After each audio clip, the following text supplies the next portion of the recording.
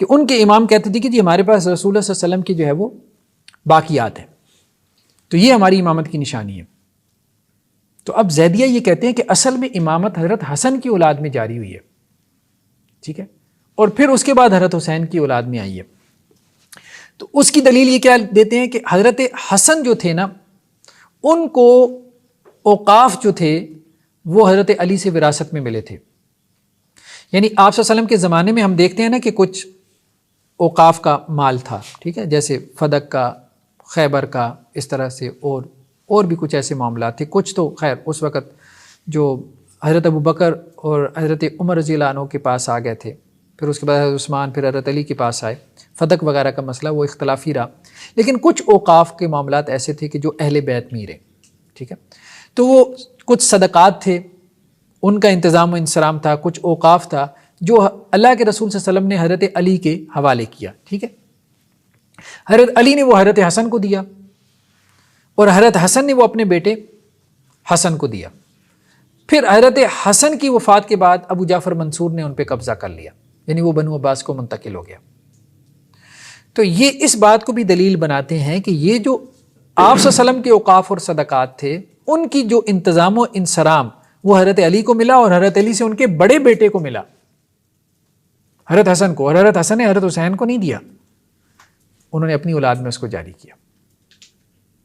تو اس لیے حسن الرضی جو ہے وہ حضرت حسن کے بعد امام ہے۔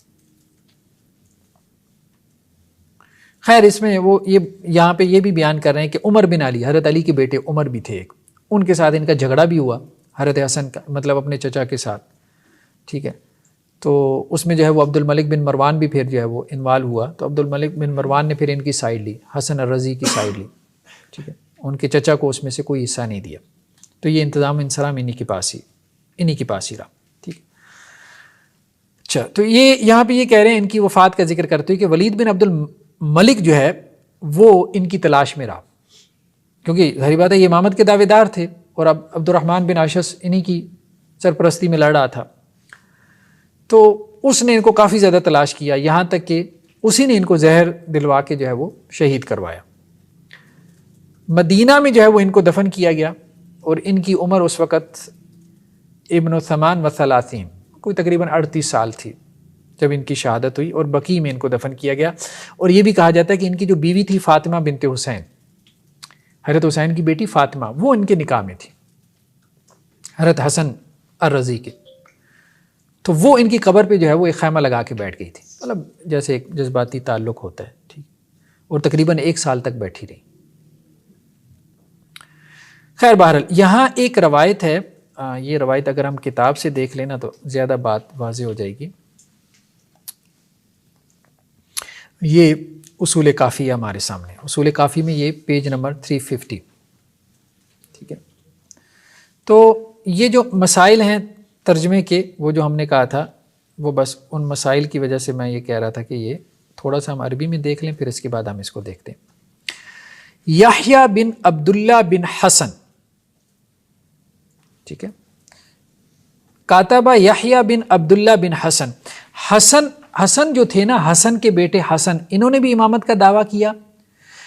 پھر حسن بن حسن کے بعد ان کے بیٹے تھے عبداللہ الکامل، انہوں نے بھی امامت کا دعویٰ کیا۔ پھر عبداللہ الکامل کے 4 بیٹے تھے، ان چاروں نے امامت کا دعویٰ کیا۔ یہ ہم آگے آہستہ آہستہ ہسٹری کھولیں گے۔ حسنیوں میں امام زیادہ ہو گزرے، لیکن حسنیوں کا امامت کا دعویٰ وہ لاجیکل ہے، وہ سمجھ میں بھی آتا ہے۔ زیدیوں نے ان کو امام بنایا نا، حسنیوں کو، ٹھیک ہے۔ حضرت حسن تو امام تھے ہی تھے، ان کے بیٹے حسن نے بھی امامت کا دعویٰ کیا۔ ہم نے کہا کہ ابن اشعث وغیرہ سارے ان کے لیے بیعت لیتے رہے۔ پھر ان کے بیٹے تھے، حسن کے بیٹے تھے عبداللہ الکامل، انہوں نے بھی امامت کا دعویٰ کیا۔ پھر ان کے 4 بیٹے تھے، ان میں سے ایک نفس زکیہ بھی تھے، انہوں نے بھی امامت کے دعوے کیے۔ اچھا، یہاں پہ جو بات ہو رہی ہے یحییٰ کی بات ہو رہی ہے، یعنی یہ حضرت حسن کے کیا ہو گئے؟ پڑپوتے، یحییٰ بن عبداللہ بن حسن، ان کی بات ہو رہی ہے۔ انہوں نے خط لکھا کس کو؟ موسیٰ بن جعفر صادق کو۔ موسیٰ کاظم ان کے امام ہیں نا، کتنے امام ہیں؟ اثنا عشریہ کے 7ویں، ٹھیک ہے۔ تو انہوں نے ان کو خط لکھا اچھا خط کیا لکھا؟ اب یہاں ترجمہ پڑھ لیں، مطلب یہ عربی عبارت ذرا لمبی ہو جائے گی، کیونکہ انہوں نے نا یہ ترجمے میں غلط کی کہ عبداللہ بن حسن نے خط لکھا. عبداللہ بن حسن نے نہیں، یحییٰ بن عبداللہ بن حسن نے خط لکھا امام موسیٰ کاظم کو. اور کیا کہا؟ جس طرح میں نے اپنے نفس کو اللہ سے ڈرنے کی ہدایت کی، یا جس طرح میں اپنے نفس کو اللہ سے ڈرنے کی ہدایت کرتا ہوں تم کو بھی کرتا ہوں. یحییٰ بن عبداللہ بن حسن کس کو ڈرا رہے ہیں؟ موسیٰ کاظم کو. ٹھیک ہے، اللہ کی یہ ہدایت جس طرح اولین کے لیے تھی اسی طرح آخرین کے لیے بھی ہے. ٹھیک ہے، مجھے ایک دیندار معتبر آدمی نے خبر دی ہے، یعنی یحییٰ بن عبداللہ یہ کہہ رہے ہیں کس کو؟ موسیٰ بن جعفر صادق کو، کہ مجھے ایک معتبر آدمی نے خبر دی ہے کہ تم اپنی امامت کے اظہار کا شوق رکھتے ہو، تمہیں شوق چڑھ رہا ہے کہ تم امامت کے دعوے کرو. اب بات سمجھ رہے ہیں؟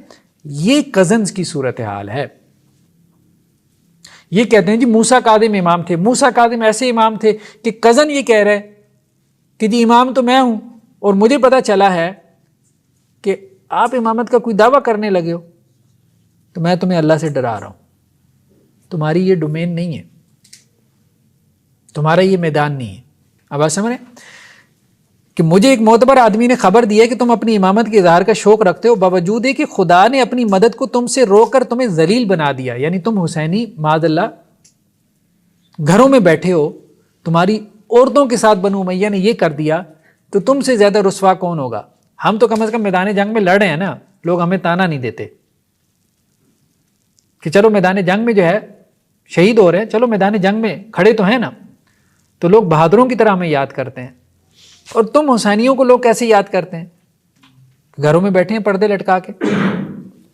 اور تم نے رخ نہ ڈالا میری امامت کی امت میں جو موافق رضائے الہی ہے.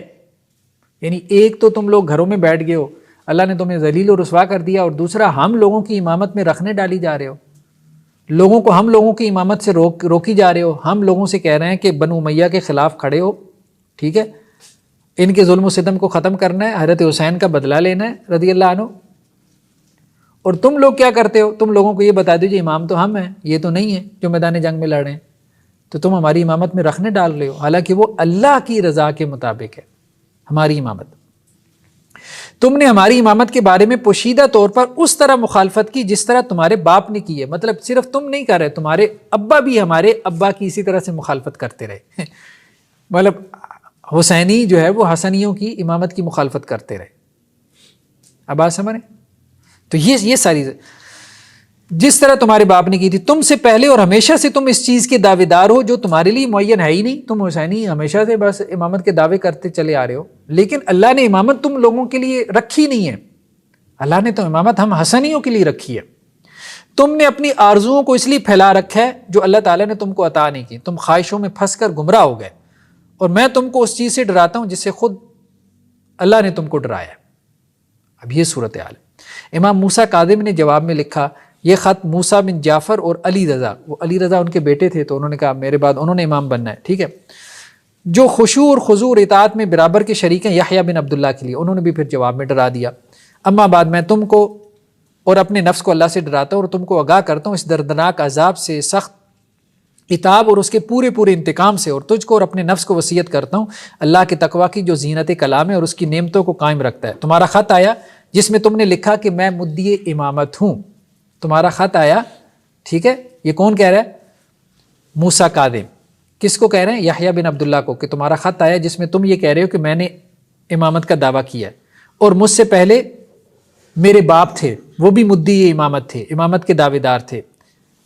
ٹھیک ہے، اب اگلا جملہ سنیں، اس کی گواہیاں لوگ دیتے ہیں، ان سے پوچھو، مجھ سے تو دعوے نہیں سنا ہوگا. سمجھ؟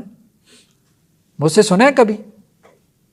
خود ہی کہہ رہے ہو کہ معتبر آدمی تمہیں آ کے بتا رہا ہے کہ میں نے امامت کا دعویٰ کیا. کبھی مجھ سے سنا ہے، میرے ابا سے سنا ہے کہ انہوں نے امامت کا دعویٰ کیا ہو؟ ہم لوگوں نے امامت کے دعوے نہیں کیے. ہاں، لوگ ہمارے بارے میں یہ کہتے ہیں کہ ہم امام ہیں، مطلب ہمارے جو شیعہ جو ہمارے ان کی خواہشات ہیں، ان کے نیک جذبات ہیں، ان کی نیک تمنائیں ہیں، تو ہم ان کا کیا کریں؟